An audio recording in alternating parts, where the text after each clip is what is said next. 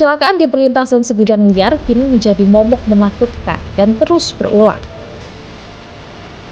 Korban jiwa yang terus berjatuhan tak juga ditindaklanjuti perbaikan. Bila ada, penanganannya dinilai belum serius. Lemahnya pengawasan, buruknya penegakan aturan, hingga pembiaran terhadap perlintasan sebidang liar adalah masalah perkeretaapian yang tak kunjung selesai.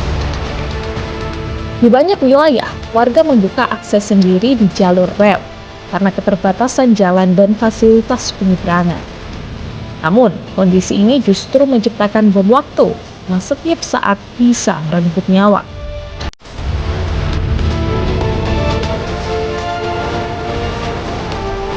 Semakin kami berjalan ke arah timur, semakin kami menemukan banyak perlintasan-perlintasan sebidang yang tidak resmi atau tidak sesuai dengan peraturan.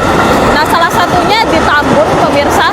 Saya bisa tunjukkan pada Anda bahwa perlintasan sebidang yang berada di belakang saya ini merupakan titik temu dari 4 arah kendaraan yang berlawanan. Dari arah kanan saya ini merupakan kendaraan-kendaraan yang berasal dari wilayah Bekasi atau Jakarta. Kemudian di samping kiri saya ini merupakan kendaraan-kendaraan yang datang dari arah Cikarang. Nah, kemudian pemirsa, tidak hanya 2 arah yang berlawanan, tapi ada 2 arah lainnya juga, yaitu dari sisi jalan raya yang berada di depan saya situ, yang tampak sudah sangat padat ya pemirsa, terutama ini karena sudah sore hari, merupakan waktu orang bubaran kerja atau pulang dari kantor mereka. Dan juga tidak hanya itu saja, tapi di sisi belakang saya ini juga kendaraan juga datang dari arah sini. Nah, artinya perlintasan sebidang ini berada persis di tengah-tengah pertemuan kendaraan-kendaraan yang datang dari 4 penjuru. Bahkan kalau kita lihat saat ini kondisinya sudah begitu padat, sudah begitu ramai, pemirsa. Sementara hanya ada 3 orang saja ya. Kita lihat 1, 2, 3, ada 4 orang yang kemudian menjaga perlintasan ini, dan keempatnya ini merupakan warga biasa, jadi bukan dari petugas KAI. Kita juga bisa melihat pemirsa, palang ini ada 1 saja.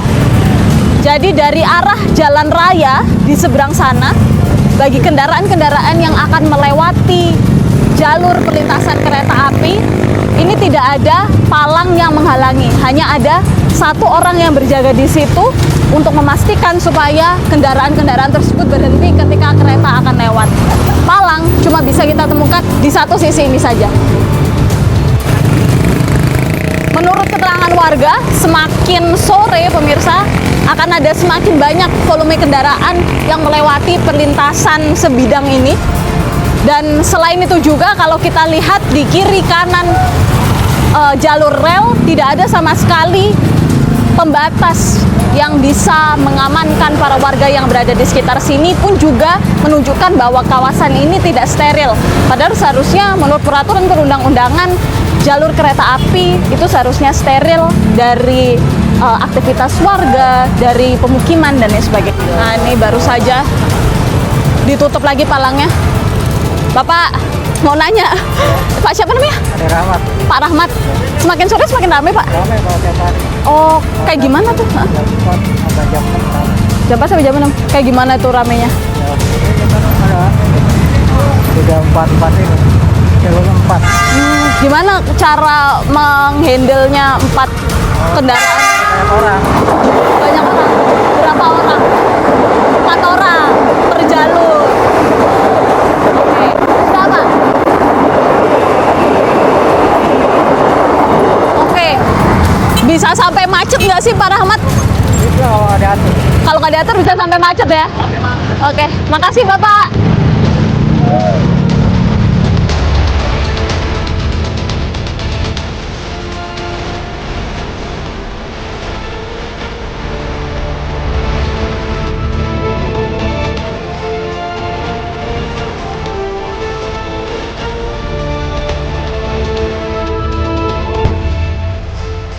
Pak Agus, dari Kabupaten Bekasi sendiri ada berapa total perlintasan tidak sebidang? Dari data yang kita miliki ada 21 nih.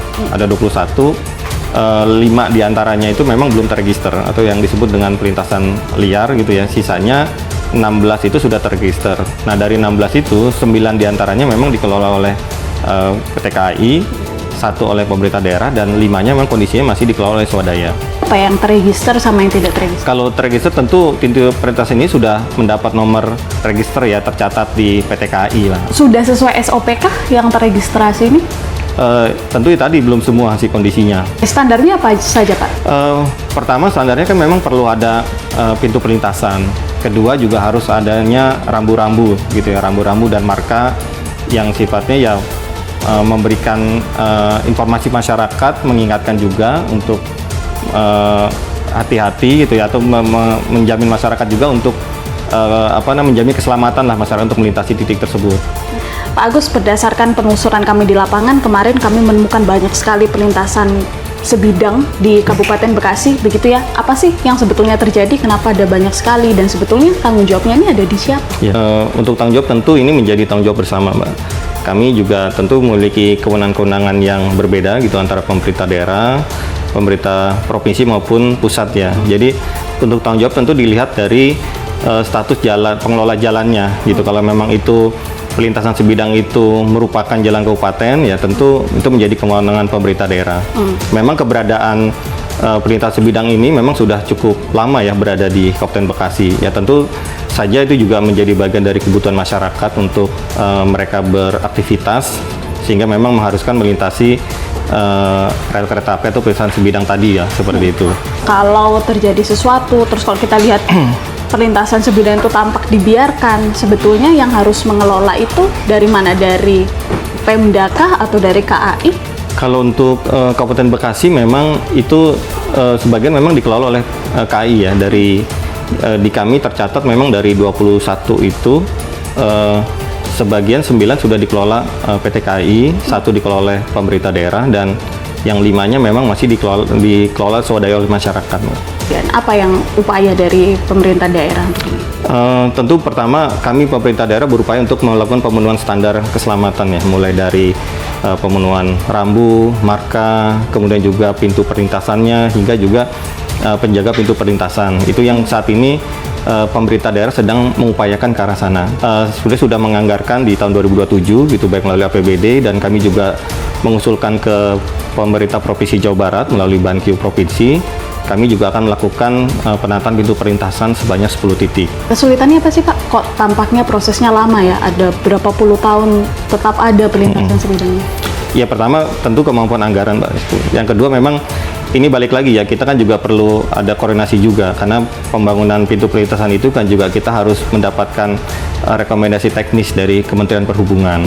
Di sisi lain memang di beberapa pintu-pintu perlintasan yang sudah kita bangun itu juga seringkali mengalami kerusakan gitu akibat perilaku para pengendara yang menerobos gitu, sehingga dan selain lagi itu biaya, Mbak, karena biayanya itu cukup besar kita membangun pintu perlintasan yang secara mekanis ya sesuai standar. Di sisi lain kami juga terkendala juga terkait dengan rekrutmen tenaga pintu perlintasannya gitu, karena dengan regulasi yang terbaru kan kita juga ada hambatan dalam melakukan rekrutmen tenaga non ASN-nya ya, sehingga ini juga jadi pertimbangan kami juga ke depan untuk ya mengambil alih, atau termasuk juga kita menutup juga pintu-pintu yang katakan saja tidak terregister di Kemenhub. Harusnya penjaga palangnya dari siapa Pak?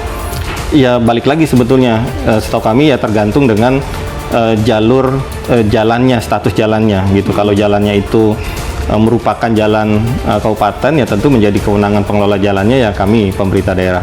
Salah satu kesulitannya adalah ada rekomendasi, harus ada dari rekomendasi dari Kemenhub ya. Alurnya seperti apa sih Pak sebenarnya? Sebetulnya bukan kendala ya, tapi itu mekanisme yang memang harus kita tempuh gitu, Mbak.